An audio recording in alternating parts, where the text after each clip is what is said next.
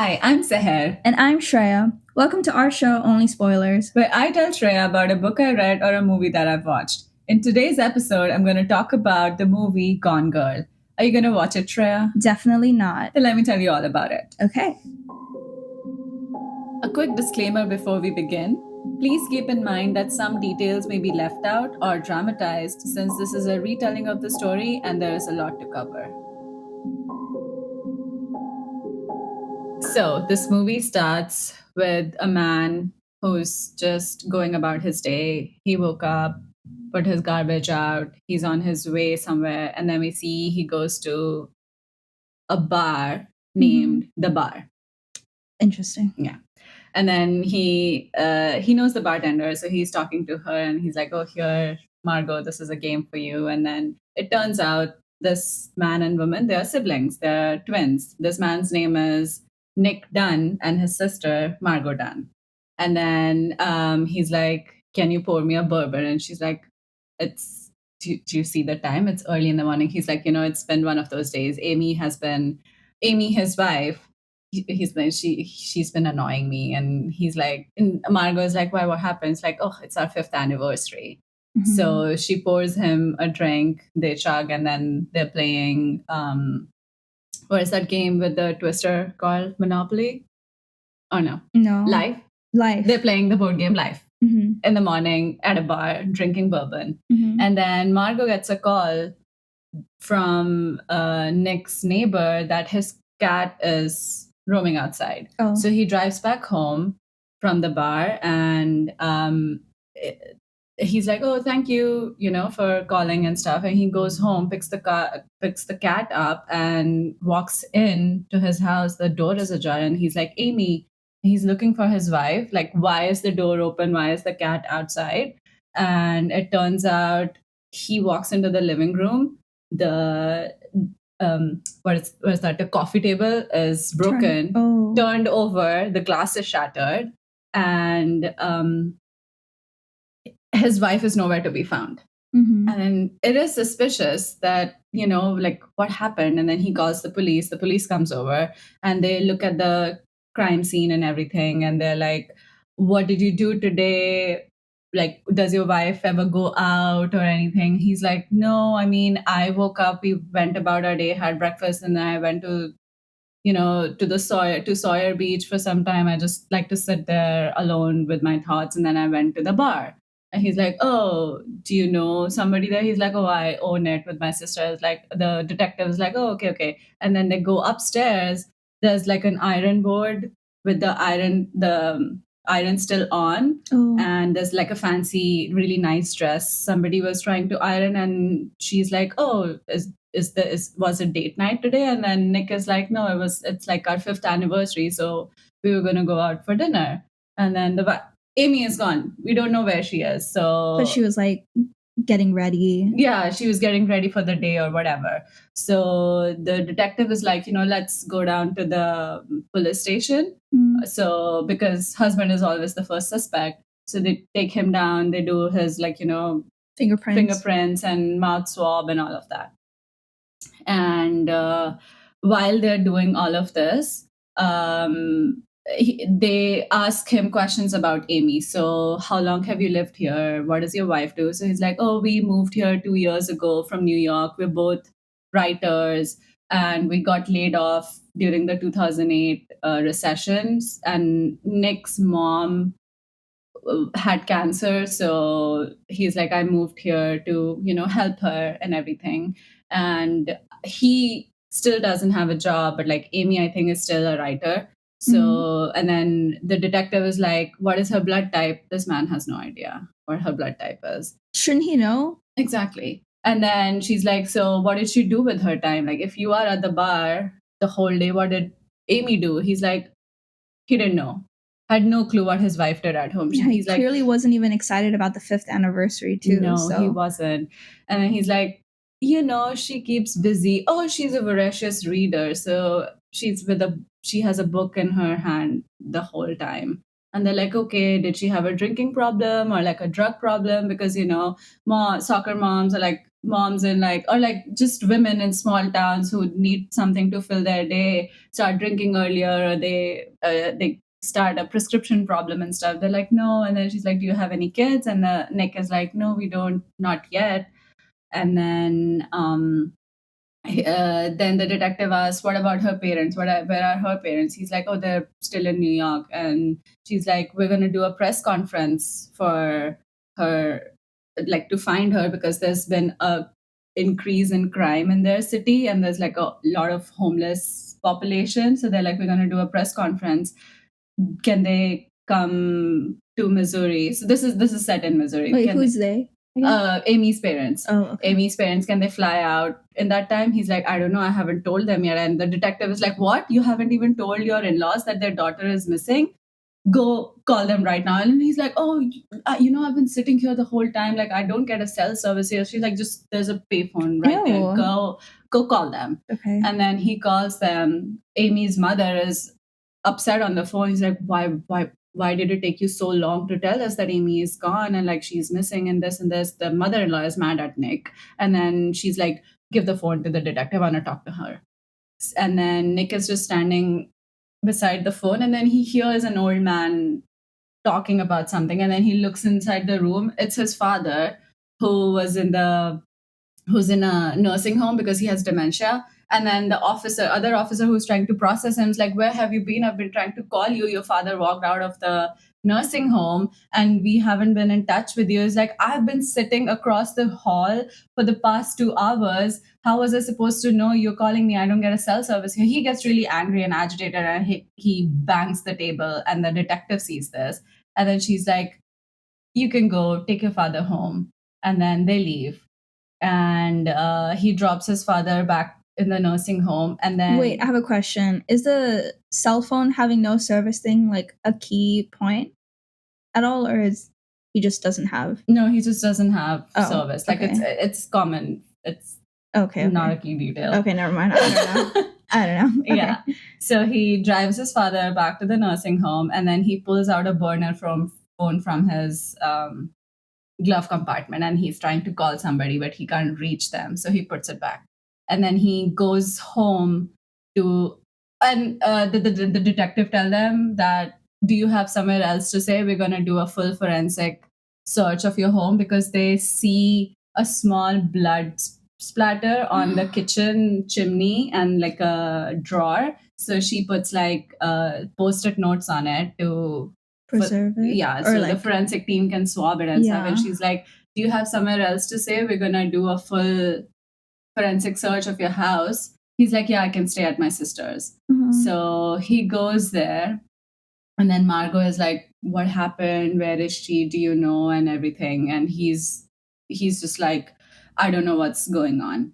Then we see the detectives doing all the search, right? They go upstairs. One of the detectives who's looking through their wardrobe finds an envelope that says Clue 1.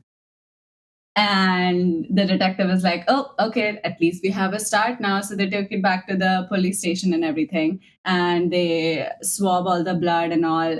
And then they print out a whole credit history, like everything about him, right? Like what's going on, what was the couple doing, is there any suspicious activity? They see like $100,000 worth of things that were bought on a credit card under Nick's or Amy's name, and like they can't find the stuff. It's like a 75-inch TV, golf clubs, and like a robotic dog.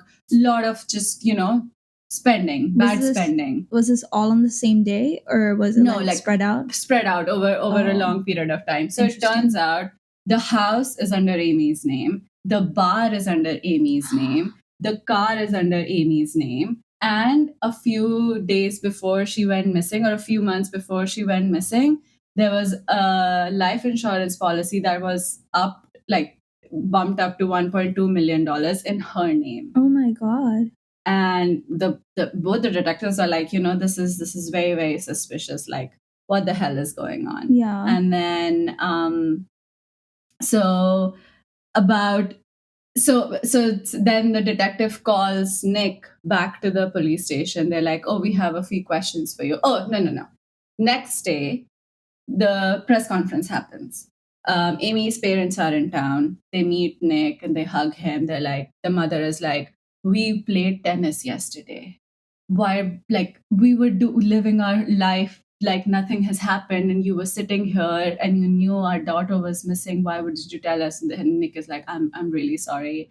He's just, blank face. He has no remorse, no nothing. He's not even upset that his wife is gone. And then he's like, I'm really sorry. Let's go do this. So they talk to the press, and he's like, so my wife, Amy Elliott Dunn, has been missing since yesterday, and she was a really nice person. And if anybody has any information, please call this helpline and all of that, right? And then he moves aside, and then the parents start talking, and they're like, our daughter is so loving and caring, and all the things he should be saying about his wife, and being sad that my wife is gone.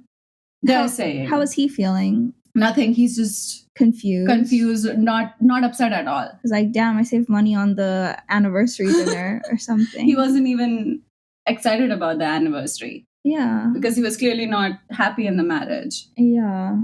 So, and then before they leave, the reporters are like, oh, Nick, pose with the placard that says like help Amy, and Amy is missing and all that. And then he smiles while posing with the missing person poster. And then that picture is like spread everywhere over social media and news and everywhere. Like, look at this man. He's not even upset that his wife is missing. He's smiling for the cameras. Like, everybody's painting him in a bad picture. That's a good marketing strategy, though. I feel like that's a way to spread the word that someone's missing. In a way, be like, oh my god, look at this husband. Yeah. Yeah. Then he goes back, and then since he was already in the precinct, the detective is like, oh, let's talk. I have something to ask you. And then she's like, do you know what this is? The envelope that she found, clue 1. And then she's like, can you help us figure this out? And he's like, oh yeah, Amy does a treasure hunt every year for an anniversary. So since it was our anniversary yesterday, this is like clue 1 for that. So they read it. Where did they find the first clue? In her underwear drawer. Oh, okay. So Amy wrote these clues. Yeah. Okay. Because they do this treasure hunt every year. Okay. He was supposed to find it, but she went missing, so his day was up whatever. Mm-hmm. Then so the clue leads them to his office. So he's a English professor at a college nearby. And they go into his office, and they find the clue number 2 is on the desk. But the detective also finds a pair of red underwear in his like a drawer, like a file cabinet. And she's like, is this yours? And he's like, ha ha ha, obviously not. And then she bags it, takes them, and then they're like, okay, what does the second clue say? And it's something about a little brown house or something. Mm-hmm. And then Nick is like, I have no idea what this is. And she's like, give me the envelope, I'll take it. Mm-hmm. So she leaves with the envelope. Again, Nick pulls out the burner phone from his pocket, tries to text or call someone. Whoever he's trying to reach is not replying. So he gets frustrated, leaves his office, drives to a house, like another house, goes inside. The security alarm that he is in the house, he puts the code in, but apparently it's the wrong code. So the alarm goes off. He calls the security company. And on the table in the kitchen, he finds clue number 3. Oh. So he clearly knew what the clue number 2 said, but he didn't tell the detectives that he knew. He went to the house on his own, took the clue, kept it before the detective came in. And then he's like, are you following me? And she's like, no, but I figured out, that there's a house under your dad's name. I know it's not a brown house, but you never know. I just, took a chance. What are you doing here? And then Nick is like, oh, this is my dad's house since he's in the nursing home. I come here every month to see that, it hasn't burned down or anything. But I'm going to go now. And then he leaves. And he goes back to his house and tries to figure out the third clue, which he can't. He's really frustrated. It's like, what the fuck? That's why he needs the detective's help. But why did he clearly hiding something from the detective? That's true. So, and then he goes back to Margot's house because he's staying there. He's not allowed to stay in his own house right now. And then at night, somebody calls him. Oh, look, no, no, no. So on the third day that she's gone, they do, there's like a whole manhunt going on in their town. They're doing a search party. So the setup is at a hotel lobby, and all the volunteers are there. Amy's parents are there. Nick goes and, like, tries to thank people in his society, like, thank you for helping us and all of that. Parents are clearly very upset because they're like, what's going on? Like, I told the Amy's mom is like, I told you not to move here. You should have stayed in New York. We would have helped you out financially because they're rich. So he's like, no, the reason why I moved here. I came here to help my mother, and his mother has passed away since then. So, like, she lost her battle to cancer. But he's like, we are happy here. It's like, even though it's a small town, Amy was happy here, and Amy's mother is not. She's not having any of it. And then the police talks to Amy's parents and Nick, and they're like, okay, let's try to brainstorm what could have happened. Is there somebody from her past who could have taken her? Did she have any bad blood with anybody? Then it turns out Amy has had like two ex-boyfriends who have like harassed her. So one of them, named Desi Collins, was her high school boyfriend who she tried to break up with, and he threatened to commit suicide if she did break up with him, and then he was institutionalized. That then It's done. Is done. And then there was another guy named Tommy O'Hara, who she dated in college, who something happened with him, but the parents don't know. They're like, it was really bad. She broke it off with him, but I think he went to jail or like was in custody. Something big happened. The parents are like, we don't know. She never told us. And Nick doesn't even know about this other guy. He only knew about Desi, that something had happened with Desi, but he doesn't even know that something else with a college boyfriend had happened to Amy. And they're all very surprised that, maybe one of these people who were obsessed with Amy came back and took her. Yeah. And the police are like, okay, we're on it. We'll look up everything. Then on one of those days, a neighbor comes up to the detective while they're looking through the house. She's like, hi, I'm Noelle. I'm Amy's best friend. And the detective is shocked. Like, what? What? Why didn't the husband say that? Husband doesn't know that she has a best friend? Yeah. So it goes to show how separate lives they were living, how neglectful of a husband he was. Like, he didn't even know that his wife had a best friend, or even if she told him about it. What? Yeah. So Like, he's he's just a like, I have horrible- no idea who this woman is. She's just, the pregnant neighbor who has 3 kids and she's pregnant again. So, I don't know. Oh, interesting. So this woman claims that I'm Amy's best friend, and I'm surprised that you guys haven't found anything, or like Nick doesn't know about me, because Amy apparently keeps telling her how unhappy she is in her marriage with Nick. Aw.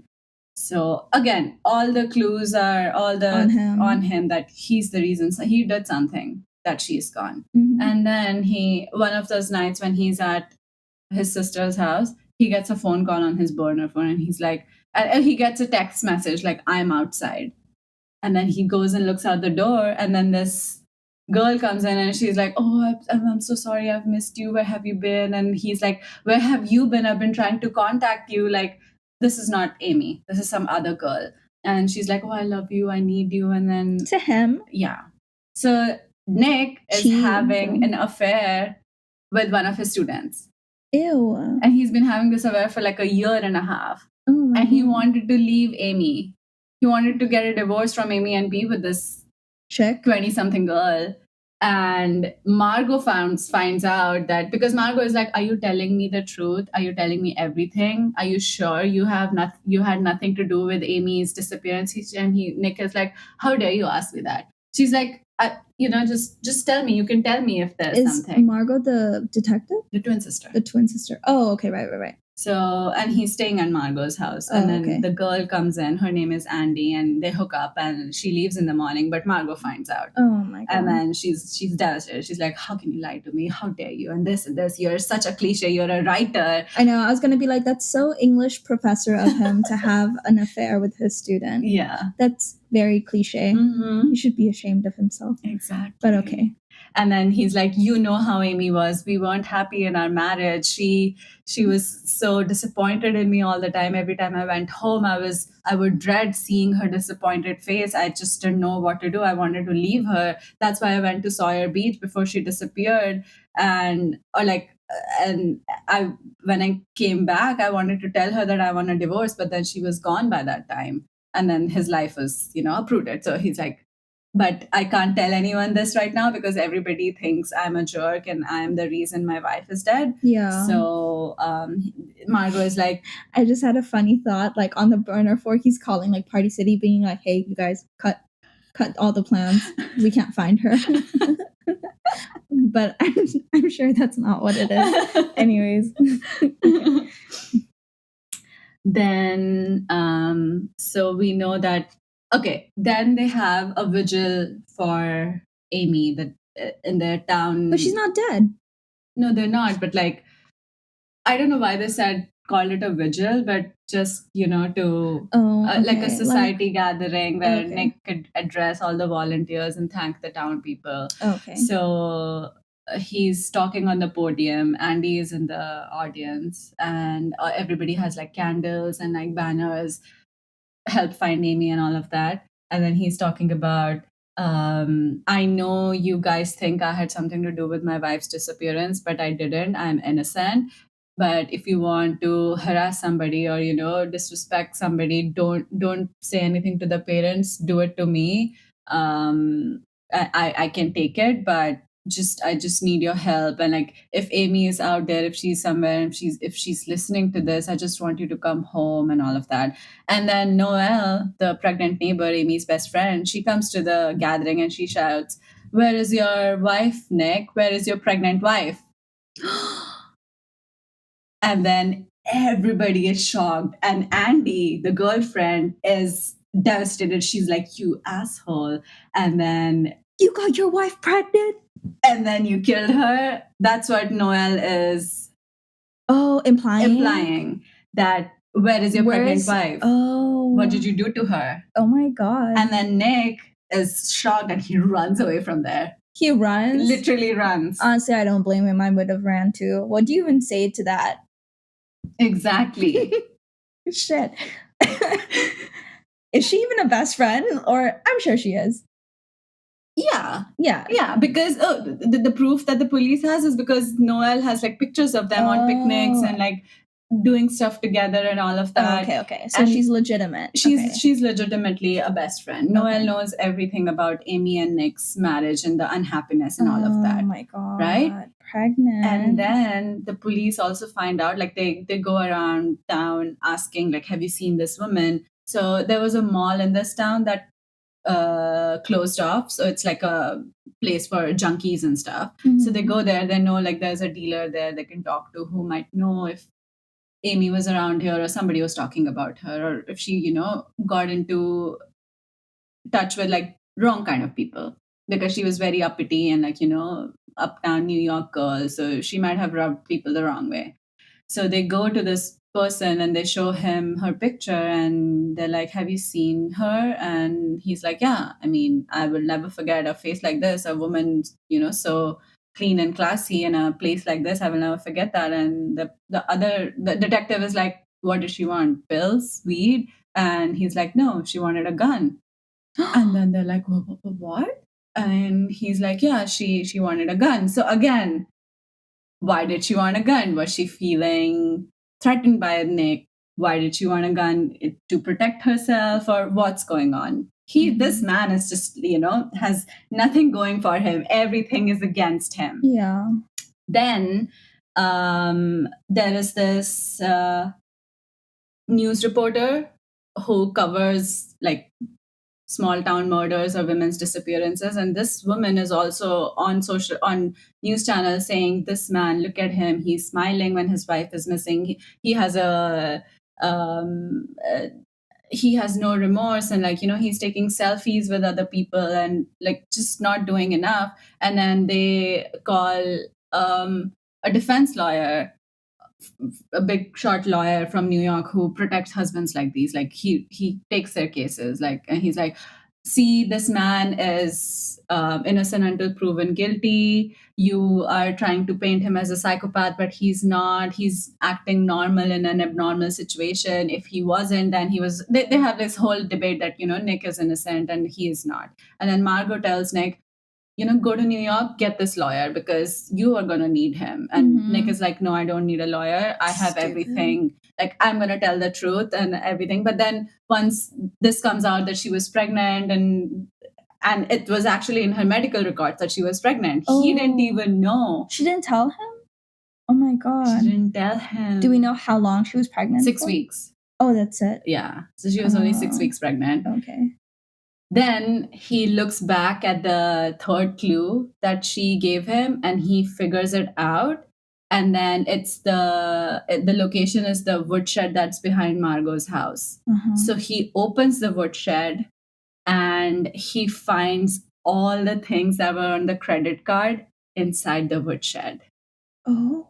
The big TV, the golf clubs, the robotic dog, and all of that. And he's just shocked out of his mind. He's like, what the fuck? And then he calls Margot and he's like, look at this. And then there's like a box of gift wrap and they take that home. It's like a Punch and Judy puppet. And it's a husband and wife. I don't know what the lore behind that is, but they're like, oh, so the Judy with the baby is supposed to be Amy, and you're supposed to be the other person who like kills her to death. And then apparently that's the story behind the punching dolls. Oh, so, I don't know. I'm Indian. Yeah, me either. I have no idea. So I don't know what that is. So and then there's another card in it which says like another clue on it or something which says up the river and everything. So Margot realizes that up the river means prison, and then she also realizes that if Nick gets convicted for Amy's disappearance, he will get the death penalty because Missouri has death penalty. And that's when they realize that Amy is actually framing him for her murder. And so Nick goes to New York, talks to Tanner Bolt, the lawyer, retains him. Nick tells everything to Tanner Bolt, and he's like, okay, I'd say less. I will defend you. And then what else? Okay, this is that for now, right? Nick has realized that Amy is framing him, but we still don't know where Amy is. That's it. Then we see another perspective. Amy is driving in a car. She is alive. She has like a bandage on her hand that where she like there's a blood clot there and everything. And then she has a list of everything of what things she needs to do and all of that. And now Amy is narrating the story. So she is saying that because I was unhappy in my marriage and I resented this man, I am going to take my revenge, frame you for my murder, and I'm going to run. So that's what she did. She framed him for her murder, and she's on the run now. She's changed. She's bought a car on Craigslist in cash. She has withdrawn a little bit of money so she can take it. She befriended Noelle and fed her a story of like, oh, my marriage is unhappy and Nick beats me and stuff, because she tells her that okay, I'm getting ahead of myself. Amy's parents are novelists or like children's book writers, so they have a book series called The Amazing Amy. So whatever their daughter did, they made it into a children's novel, like, oh, Amy is in 3rd grade, or Amy became the prodigy in cello, or she joined the volleyball team. So when Nick and Amy met in New York, um, they're both writers. They both write for several magazines and stuff. And one of the book launches is Amy is getting married.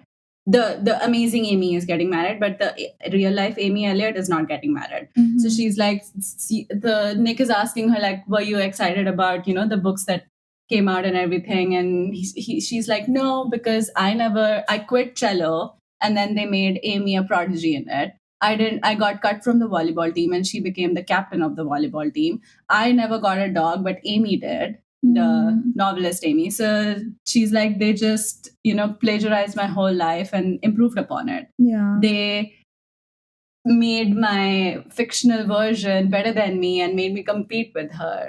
And now this whole wedding party is for because the character is getting married and I don't even have a ring.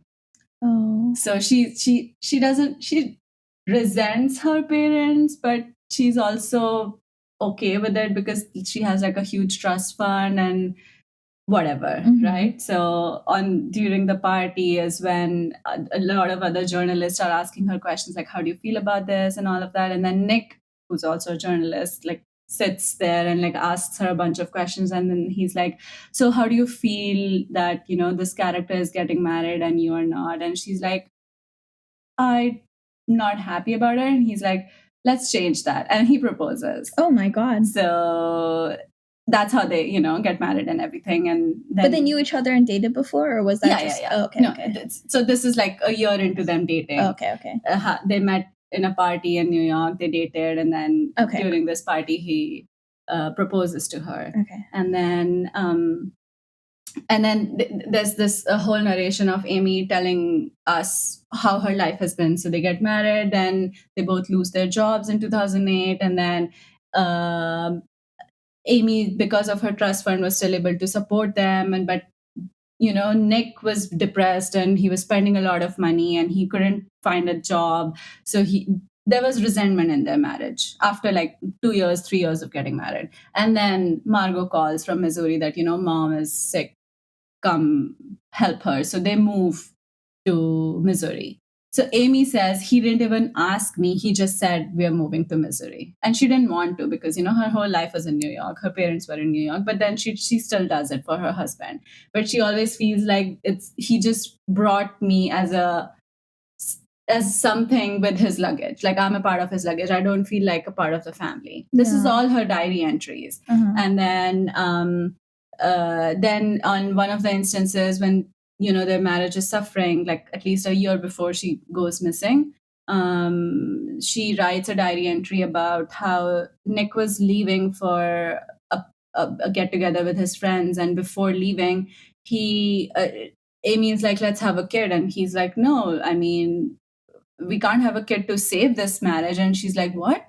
Our marriage needs saving? I didn't know that. And they get into an argument, and he pushes her against the stairs, and she's like, that was the day I realized that he would actually harm me. Like he hates me that much that he would, do something to me. That's why she goes out and buys a gun and all of that, and like tells the Noel all of these things.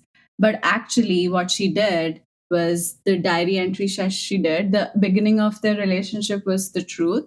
After that, she started fabricating the details. So we don't really know that he ever. So when the detectives, they find the diary, where do they find it? In the little brown house, or like Nick's father's house, because it's in a great like a, what is it? Like a box? No. In old houses where you have like a single furnace that heats the water and stuff. Yeah. So the diary is inside that. It's a little crispy. It's like half burned, but you can still read everything. So they pull it out of that and they scan the whole thing, and like the detective reads it, and she's marked a lot of stuff like to confirm from Nick, like, is this what happened? Like, is this true? Is this true? So the beginning entries in the diary of when they met in New York, all of that was true. Then one of them is like when she reads the entry about him pushing her, or Nick pushing Amy, Nick is like, no, that never happened. I never laid a hand on her. And then it later on turns out she was not actually pregnant. She made Noel, like when Noel used the washroom, um, Amy drains the tank so she can't flush it, and then she uses her urine sample to submit in Amy's own medical record. And then the way she staged the whole scene is she um, drew her own blood, like a bucket, not a bucket, like a bowl full of blood. Ugh. Set up the whole scene, but she did it in a way that if you like, when she upturned the coffee table, the photo frames fell down on the mantle, but she fixed them, and then she spread the blood and all of that, wiped it all clean, and disposed all of the things, lit a fire, and one of the clubs from the Punch and Judy puppet, she burnt it in the fireplace, so that the police will think like this is the murder weapon. So Nick has realized all of this, that Amy is framing him. Amy is on the run because she was unhappy in their life, and she has decided to kill herself later on someday so that she can finish the whole thing, because she was very unhappy in her life. And then she's like, I'm going to frame him. He's going to go to jail and die too. That's what he deserves to. So she wants to die as well? Yeah, but it's like on her calendar. So she has a very meticulous schedule of what she's going to do. Every month on the 5th, she has put a sticky note saying kill self ? Kill self ? But before that, she has all these plans, like I'm going to do this and this and this to make sure he goes to jail. Yeah. So she goes to like a rent a cabin kind of place where you can rent houses and stuff. She has changed her hair. She's wearing really, generic clothes, and she gets a pair of glasses and everything, says her name is Nancy, and she's just, enjoying life, gorging herself on snacks and everything. And she's very happy. She goes to cyber cafes and tries to follow the story of what's going on. Have they prosecuted it yet, or have they arrested him yet, and all of that. Then she befriends one of the neighbors, and that girl is also like, oh, and then Amy takes a hammer and hits herself in the face, bruises her cheek so that her face is a little disfigured, so people can't recognize her because her face is everywhere in the news. Yeah, and she's psycho. She's scary. And then this other girl, I forgot her name. That's not relevant though. She's like, oh, I understand why you are here. I think you and I have the same taste in men. She also has like a lip injury, cut on her lip. Yeah. So both of their, partners beat them kind of situation. That's what Amy fabricates the story. And then she has like a fanny pack full of cash that she has. She carries with herself everywhere, and she drops it in front of this girl once. And then she sees it and she's like, oh, I thought you were poor. Like, how do you have that much money? And then Amy's like, oh, it's just once, it's not that much. She's like, oh, why are you a stripper? Like, the common joke with why do you have so many singles? Then Amy calls the tip line of her missing this thing and tells the police that there is some suspicious activity near the woodshed near Margot Dunn's house. So the police listens to it, goes to the woodshed, and they find all the gifts that Amy hid there. And then they arrest Nick. And no, they arrest Margot because they're like, you are an accomplice with this. We have nothing on Nick right now, but we're going to arrest you because we found all of these evidence in your property. And then they can't keep her for more because they can't charge her with anything. So they release her. But now the police knows about all the charges they saw on the credit card. They're like, all the stuff is here. You are going to jail. So Tanner Bolt, the lawyer and all, they're like, we're going to be ready with the defense. Don't worry. They're trying to prep him and all of that. And Amy here, wherever she is, when she reveals how much cash she has, and that girl who was her neighbor, she comes with another man, robs her, beats her, and then they run away with the money. Oh my God. And then Amy is so frustrated. She's like, oh my God, what do I do? What am I going to do now? Because she has no money left. She can't go back to Nick. Yeah, why was she just carrying in her fanny pack so much money? I She's swear. so, like, you have a whole plan, meticulously scheduled and stuff. At least spread it out, you know? Like, you have some in your car, somewhere you live, like, around your bags and stuff, and carry, like, maximum $20. Yeah. Why would you carry the whole thing on you like a crazy woman? She is crazy. Yeah, she's psychotic. Mm-hmm. So now she's frustrated. She's like, I have nowhere else to go. And okay, before this, She can't even claim money from her trust fund either because she's supposed to be dead. Yeah, because they're tracking her phone and her credit card activities, so she can't do anything. Before this, when Nick goes to New York to talk to the lawyer, he tells him that Tommy O'Hara is also in Brooklyn, so you go talk to him. I'll find out more stuff about Desi Collins. And then it turns out Desi Collins also lives in St. Louis, like 2 hours away from where they live in Missouri. Mhm. So Nick goes and talks to Tommy O'Hara, and he's like, I have been waiting for you to, show up at my door and ask about Amy. Now, at this point, Nick has realized that Amy is a psychopath. She's framing me for everything. Mhm. And then he wants to know what happened to Tommy, why, like, what went down between him and Amy. So Tommy is like, we dated.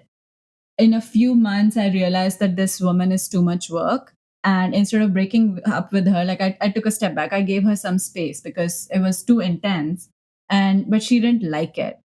So one night she comes home and like she would gift him neckties like every month or like every Why? whatever occasion, and he's like, I don't even wear these for work, like what is your deal with them? And they would argue about just ties all the time. Yeah. So one night she comes to Tommy's house with like a wine bottle, and like she's very this thing, she wants to make up with him. They have sex and he's like, she was too aggressive with it. They have sex, really rough sex, and then it was all fine and she leaves.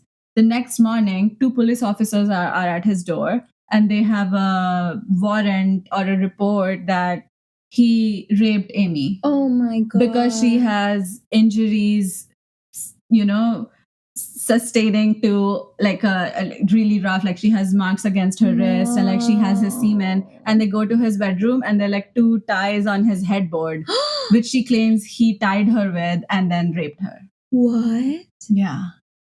Oh my God. Yeah. And then Tommy is like, and then Nick is just shocked, and he's like, so you know that I didn't do that. So, and then Nick is like, what happened to you? Then he's like, I would have gone to jail my whole life, but I got a plea deal.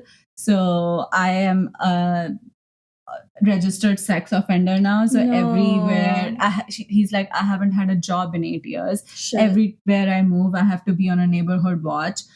I haven't had a date in like 3 years, and his life is destroyed. Yeah. Why? Because he wanted to break up with that fucking bitch. Oh my God. That's awful. I feel so bad for him. Mm-hmm.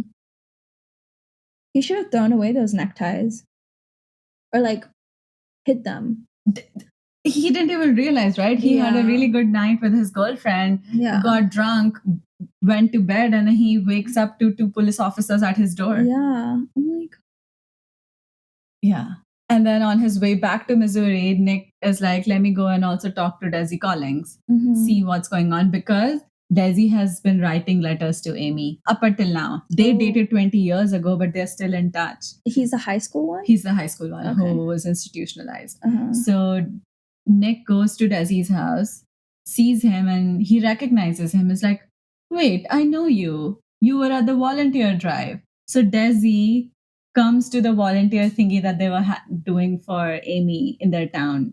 He comes and signs up for it, walks around, and then leaves. And Nick sees him. And he's like, he tries to follow him, but he leaves before that. But when he finally goes to Desi's house, he's like, I saw you at the volunteer drive. What were you doing there? And then Nick is like, Desi is like, why are you here asking me questions? Shouldn't you be out there looking for your wife? Desi doesn't want to talk to Nick. Because he's acting very, very suspicious. He's like, why are you here? I know things were not good between you and Amy, and what what we talked about is between me and her. So just leave. So Nick leaves, and like he thinks Desi has something to do with it. So now that Amy has lost all her money, she has nowhere else to go. Nick knows what's going on. She calls somebody on a payphone, like she has like cents and quarters left. She calls somebody, and it's like she's crying in a gas station, and then she sits at a bar, and then Desi comes along. So she called Desi for help, like, I'm so sorry, I called you for help. And she tells him this whole story that Nick was hurting me, and I was oppressed, and like there was a very unhappy marriage, so I had to fake my own death to run away from him because there was no she other told way. everything to him. Yeah, but in a twisted way that I had to do it to save my own life because he wouldn't let me leave, and all of that. So please, help me. And he's like, oh, don't worry, I've got you. I'm gonna set you up in my lake house. Desi is very rich, so he takes her to his lake house, and he gives her the whole access to his house. Like there's TV and Roku, and like there's cameras all over the house, and I'm gonna bring you clothes and all of that. You're safe here. Nothing is gonna happen to you, and all of that. But Desi is under the impression that now that he's finally got Amy back, they're gonna be together. And Amy realizes this, and she's like, "Oh my god, shit! I escaped one prison, came into the another one." But now, like, but right now, there's nothing she can do about it. She has to, pretend to like it, and so that she can plan ahead Yeah. what to do next. And then in the meantime, Nick is doing an interview with a lady who covers like news sensations across the US. So he's doing this interview. Before that, it gets the Andy comes forward and says, I had an affair with Nick, and like we were together for so long, and I'm so sorry, I didn't mean to hurt anyone, I thought he was going to leave his wife, that's why I started dating him, and all of that. So Nick has zero credibility right now. Everybody hates him in the country. And but he's like, I'm still going to do the interview because I know Amy is out there. I am going to dare her to come back. So he wears the tie that she gifted him, the watch that she gifted him, and then the lawyer is like, don't do it, don't do it, they're going to destroy you. It's like, I'm not going to deny that I was a bad husband. I was a bad husband, but she is going to whatever he thinks, like he's gonna be like, he's gonna somehow tell Amy that I know you're out there. So he wants to see what her next move is. Like, I know you're framing me, come back. Yeah. So he does the interview. He plays the role of like, I was a bad husband. I disrespected my marriage. I disrespected my vows and all of that. But Amy, if you're out there, I love you. Please come home. Oh. And so that whole interview is telecasted the next day. Amy watches it with Desi at his house, and then she is shocked. She realizes that he knows that I'm still out there and everything. But there's nothing she can do about it, right? She's still waiting. Okay, something will happen and he's gonna get convicted and all of that. And a month goes by. She's living with Desi. She's back to her blonde self, and she's back to her how she used to look. She's reformed herself. And then one night, one day, Desi, like after Desi and Amy have breakfast, before he leaves for work, right inside the door, she kisses him, bites his lip so that he's bleeding, like ruffles his hair, pulls his shirt out, like really, very aggressive sexual this thing. And he's very shocked about it. It's like, oh, so you're finally, ready to take this relationship to the next level, because that's what he's been waiting for. Desi just wants to be with Amy. Yeah. So she's like, I'm going to be waiting for you when you come back. And he leaves. So in the cameras, you can see him trying to fix his hair, like there's blood on his lip, and like he puts his shirt back in, and he drives away. And then Amy goes to the dining table. She sees, okay, which camera is next. And then she dips she's wearing like a silk midi gown kind of thing, like a nightgown. And she dips the front of it in like a wine glass. and she ties the silk rope of her robe around her ankle, and she runs towards the window, and like she pretends to be like, save me, and she's screaming, and like she shows the camera like the blood stain to show it like there's a blood stain in her this thing, and like she was held captive because there's like a rope on around her ankle. Oh my god. Yeah, so for the camera she's doing it because her plan is to again, run Frame away him. or frame him also. So that happens. Then that night, okay, then it's night and Desi is about to do you need a break? No, I'm over this girl. Oh no. What is her game? Like he helped her, and she is doing this to him because she doesn't want to be with him. She just wanted to escape Nick, but because of that stupidity of her losing money, she ended up in this shithole. So but now she also is it wants really to escape a shithole, or was she like? He treats her really well, but exactly, she's a psychopath. She doesn't love him. Oh my god! Instead of saying, because if she tells him I want to leave you, she would have to come clean about the whole thing, right? Yeah. She wants to be the. But I'm sure seeing how in love this man is with her, he'd been like, "That's okay, babe. I totally understand. But now that you're with me, we'll figure it out together." No. But she's clearly psychotic. Oh my god, I'm over her. Okay, keep going. Okay. Then that night, we see her. Oh wait, let me just say, I'm so glad I'm not watching this movie. Yeah. Because if I watched it, I think I would have ended it. I would have stopped it and been like, I need to watch something else. Let me watch Shrek or something. At least, it's a nice conclusion and stuff. This is actually driving me insane. Okay. Yeah. Anyways, continue. So now we see Amy in the bathroom getting ready for Desi to come home, and she's wearing like a pristine white tight dress. Isn't this going to be in the cameras too? No, there's no cameras in the bathroom. Oh. And then she has a length of rope that she's, trying to tie around her wrist and like make sure that there are marks around her wrist. Like she's twisting the rope so it looks like she's been tied. And then she takes a bottle of wine. I mean, this is going to be a little, explicit. And she takes a bottle of wine and like she inserts it in her vagina. Shut up. Yeah. Oh my god. And she takes a box cutter. Oh, okay. And she hides it on the bed. And then Desi comes home and then she's ready to have sex with him. And again, she's being really rough and everything. And then while they're doing it, she takes the box cutter and slits his throat. His throat? His throat. Oh my god. And he's on top of her, so she's like covered in his blood. Oh my god. Yeah, right, because this wouldn't work if he was on the bottom. He has to be on the top for it to like show that he like raped her and she was protecting herself. Yes. What was the point of the bottle? Just to show that he would abuse her. Oh my god. Did they show this in the film? Yeah. Oh my god, thank god I'm not watching it. Yeah. I literally cannot. Jesus. Oh my god. Okay. So he's dead. He's dead.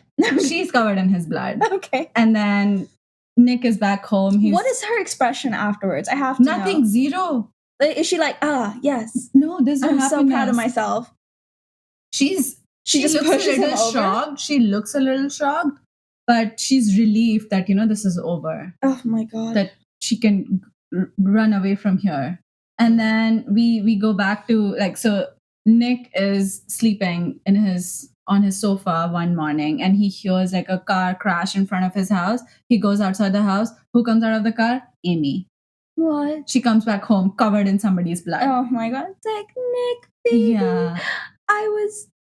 I was in such a terrible place. I'm home. Is that what she said? No. Oh, never mind. And because this is such a huge, news thingy, there's always reporters in front of Nick's house and Margot's house. So they turn around. They're like, Amy, where have you been, Amy? Amy, can we get an exclusive? Like, Amy hugs Nick, and then he in her ear, he's like, "You fucking bitch." And then she's like, "I did this for you." And then she pretends to faint, and it's like a whole pose for the cameras. Okay. Then what does that accomplish? But you're gonna fine. Whatever. It's a whole show, right? For her, like, oh, she's back. It's gonna be, I escaped or whatever. Now this is her time to tell her story. What happened to her? Yeah, but her falling in his arms makes him look good again. Mm-hmm. Right? Like, he had nothing to do with it. She escaped something. She's dripping in blood. Yeah. So now she will tell what actually happened to her.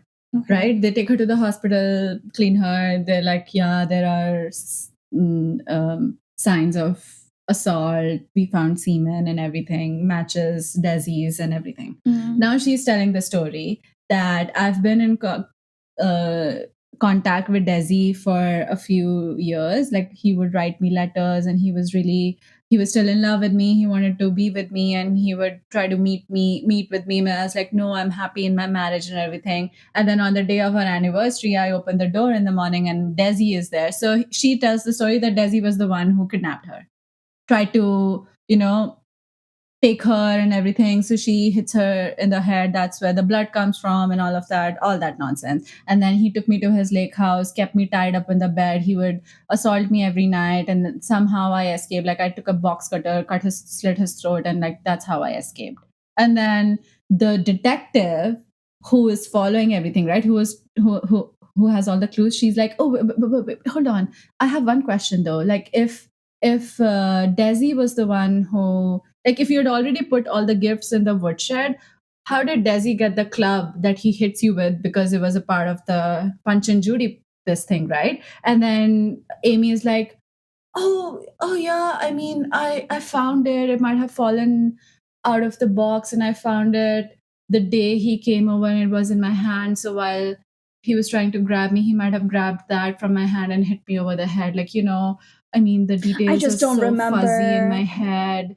And she wants to keep emphasizing on how much he assaulted her. Like, she would go back to using all these explicit details and making all the men there uncomfortable and all of that. And then I think the detective also asks one more question, which I forgot now. But the detective the Amy realizes that this detective knows, like, she tried to frame Nick and now she had to escape, so she came back.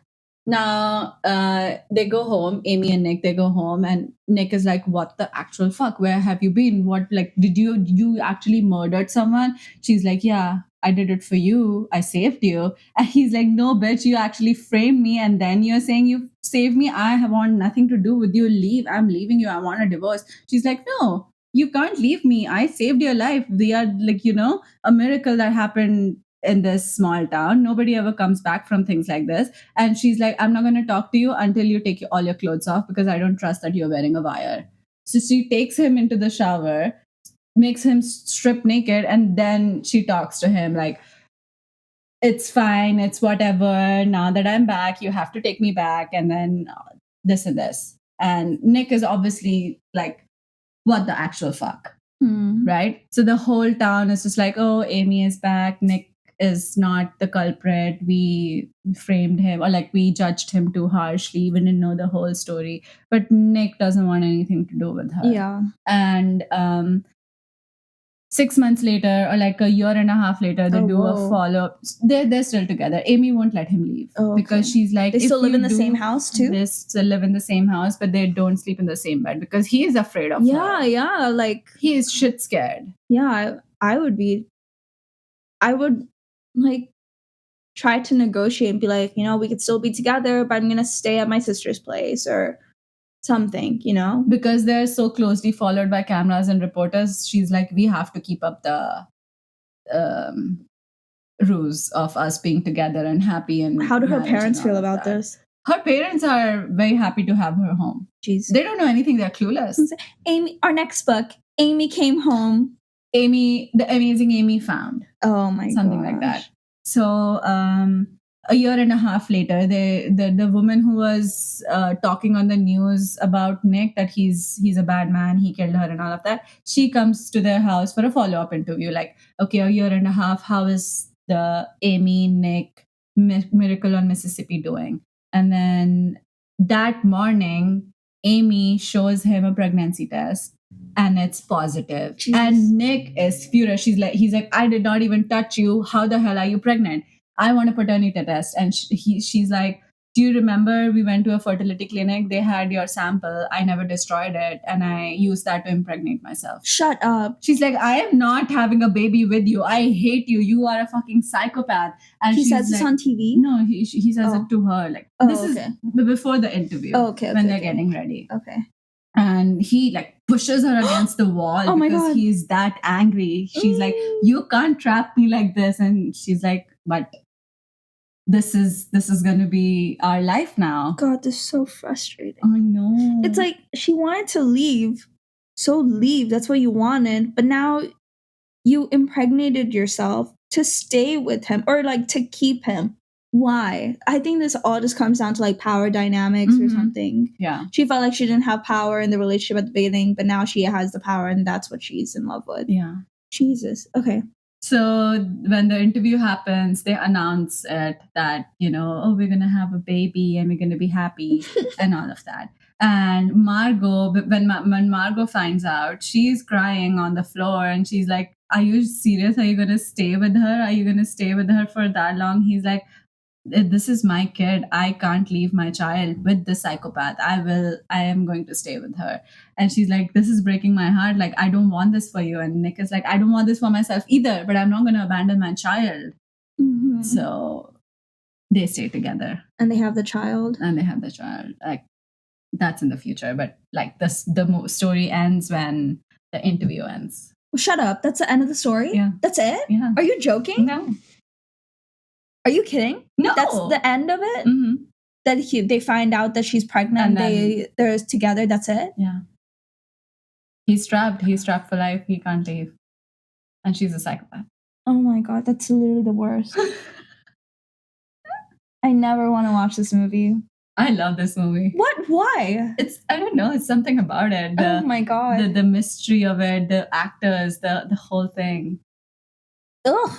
I know it's the bloodshed and everything, and it's a little too much. Like I had a friend who watched it and actually fainted in the movie theater because of all of that. Yeah. Oh my God. But if you don't want to watch it, you could either read the book, which I know you're not going to do. I'm not going to read the book.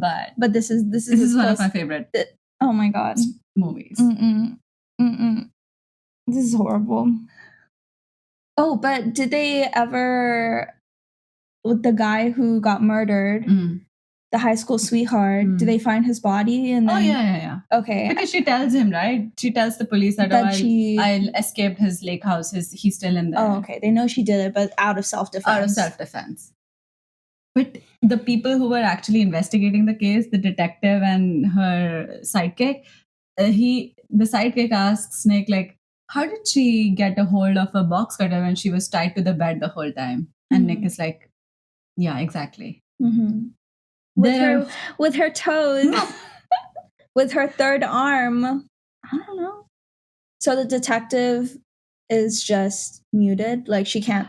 Yeah. So because this was like across state lines, St. Louis I don't know. Somehow the FBI got involved in this. Uh-huh. So the case went to the FBI and FBI is like, yeah, there's nothing else to do. Desi was the culprit. He is dead now. So case closed. Oh my God. But Nick is like, do something, like, reopen the case. Nick tells the detective, can you do something? You know everything. She tried to frame me. Can you at least counter sue her for wasting like the police government's time and resources and whatever? She's like, there's nothing I can do about it. The FBI has the case, but good luck. Oh my God. The lawyer Tanner Bolt, he goes back to New York. He's like, you're not in danger anymore. I'll keep in touch, but good luck. So he's stuck with Amy. Poor guy. Yeah. All he did was cheat on her. She knew he was cheating on him. That's why she did all of this. That's why she did it? Yeah. Because he humiliated her, right? I guess, but I mean, clearly the issue was at the very beginning where he said, like, why are you trying to fix the marriage? She was like, oh, I didn't know it had to be fixed. Mm-hmm. What's wrong? That like started everything. The resentment started once they lost their job. So it was building up for a very long time. And he wanted to leave her. And then he ended up dating this girl. Oh. And Amy found out, and then she framed him for everything because she's Ugh. like, you disrespected me, I'm going to destroy your life. Jesus. She goes from 0 to 100 in a second. Oh my God. I hated this. Okay, well, that's the end of the story. Yeah, that's the end of the story. Great. I'm so tired. I need to eat. I'm over this. Okay. Okay, well. See you in the next episode. If this episode piqued your interest and you want more details, then watch the movie. See you in the next episode.